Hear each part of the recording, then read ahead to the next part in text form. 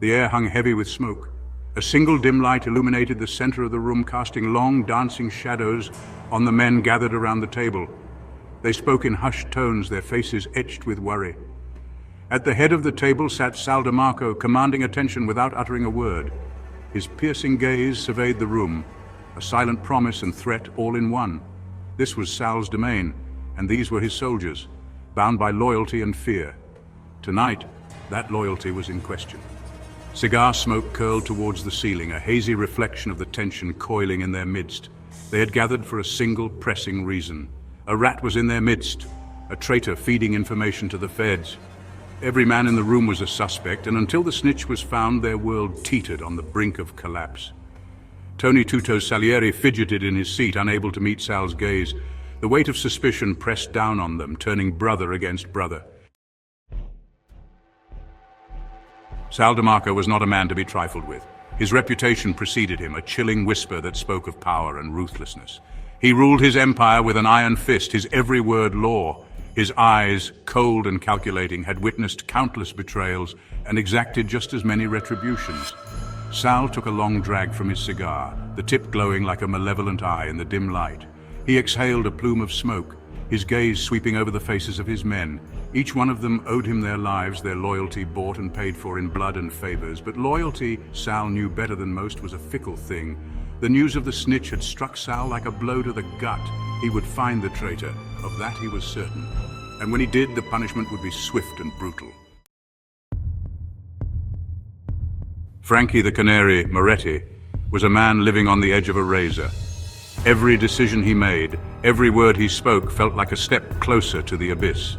The tension in the room was palpable, a thick fog of mistrust and danger that clung to every surface.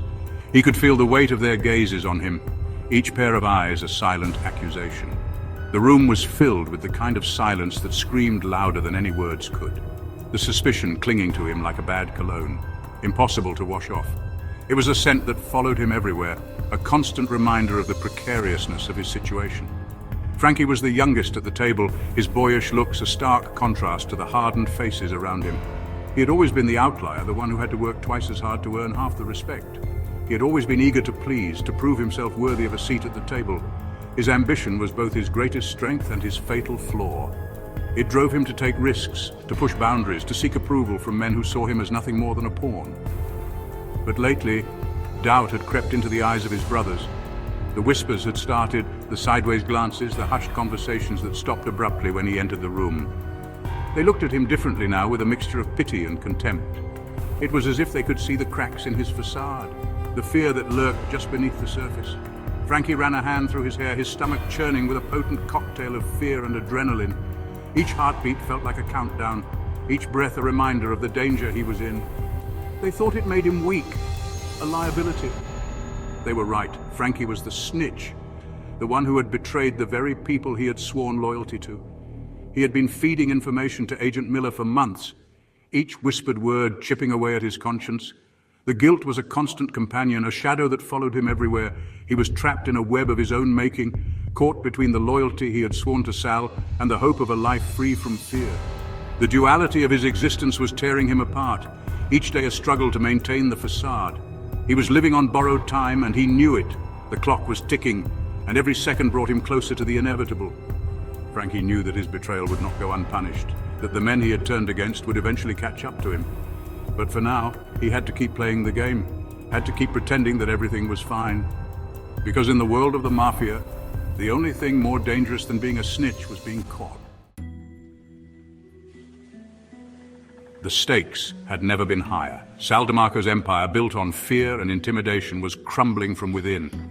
The FBI, led by Agent Miller, was closing in, their every move orchestrated by Frankie the Canary Moretti. Suspicion ran rampant, poisoning the once unbreakable bonds between them. Every whispered conversation, every furtive glance was laced with doubt and fear.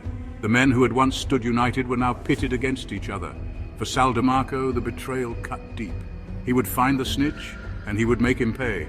Frankie was living on borrowed time, and the clock was ticking. The hunt for the snitch was relentless. Sal DeMarco, a man accustomed to being in control, was obsessed with rooting out the traitor in his midst. He deployed his most trusted men, their footsteps echoing through the city's underbelly.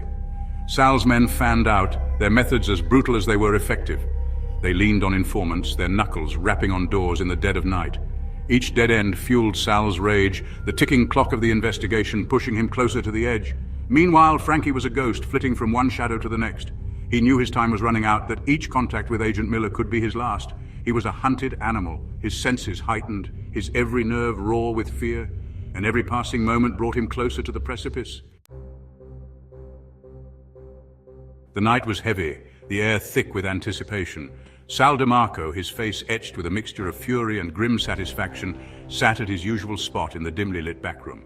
In front of him stood Frankie the Canary Moretti, his boyish face pale and drawn, his eyes darting nervously around the room. Sal's men flanked him, their expressions unreadable, their hands hovering near their weapons. The moment of truth had arrived. "Frankie, my boy," Sal began, his voice deceptively soft. "We've known each other a long time. You were like a son to me, so tell me, how could you do it? How could you betray me like this?" Frankie's voice was barely a whisper, his eyes fixed on the floor. I had no choice, Sal. They threatened my family." Sal let out a humorless laugh. "No choice? You always have a choice, Frankie. And you made the wrong one." "Get rid of him," he said, his voice cold and devoid of emotion. The scene erupted in chaos. Sal's men, caught off guard, scrambled for their weapons, but they were hopelessly outmatched. The FBI moved with precision, their movements practiced, their faces grim masks of determination. Gunfire erupted, the sharp cracks echoing through the room. Sal, his face contorted in rage, dove for cover behind the heavy oak desk. Frankie, caught in the crossfire, stood frozen, his eyes wide with shock and disbelief. This wasn't how it was supposed to go. Agent Miller had promised him a clean getaway, a new life far away from the carnage of his past. But now, as he watched the room descend into a bloodbath, he realized the horrifying truth. He was nothing more than a pawn in a much larger game. In the midst of the chaos, a single gunshot rang out clear and sharp. The gun in Sal's hand felt heavy, a tangible representation of the power he held. His finger rested lightly on the trigger, the metal cold against his skin. He could end it all with a single pull, silence the fear and doubt that gnawed at him. Frankie stood before him, his face pale, his eyes wide with a mixture of fear and betrayal. The look in those eyes, the tremor in his hands, it all spoke volumes. Frankie had played his part, served his purpose, but loyalty, Sal knew, was a costly affair. "You were like a son to me," Sal breathed, the words heavy with unspoken accusation. He looked at Frankie, really looked at him, searching for a flicker of remorse, but all he saw was fear, raw and consuming. "Do you have anything to say for yourself?" Sal asked, his voice devoid of emotion. The question hung in the air, unanswered. And then he pulled the trigger. The gunshot echoed through the room, a final brutal punctuation mark to a story of betrayal and revenge. Frankie crumpled to the ground, his eyes staring vacantly at the ceiling. Sal stood over Frankie's body, the gun still smoking in his hand. He felt no triumph, no sense of victory, only a profound emptiness. He had just taken a life he had once cherished. The raid had decimated Sal's organization. His men were either dead or in custody, their loyalty tested and found wanting. The empire he had built with blood and sweat was crumbling around him. He was alone, adrift in a sea of betrayal and loss. In the aftermath of the raid, as Sal surveyed the wreckage of his life, he couldn't shake the feeling that he had been played. Frankie, Agent Miller, the raid itself. It all felt like part of a larger, more intricate plan. He had always prided himself on his ability to read people, to anticipate their moves, to stay one step ahead. But this time, he had been outmaneuvered, his trust weaponized against him. The realization was a bitter pill to swallow. Was betrayal an art form, a necessary evil in their world? Sal had always believed in loyalty, but now he wondered if his unwavering belief had been his Achilles' heel. In a twisted way, Frankie's betrayal was a testament to Sal's own humanity.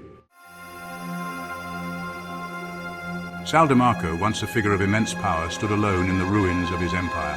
The raid had stripped him bare, exposed the vulnerabilities he had kept hidden for so long. The weight of his sins, the blood he had spilled, the lives he had destroyed, it all came crashing down on him.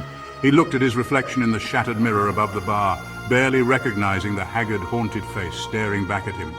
His eyes, once filled with ambition and an unyielding thirst for power, now reflected a profound sense of loss.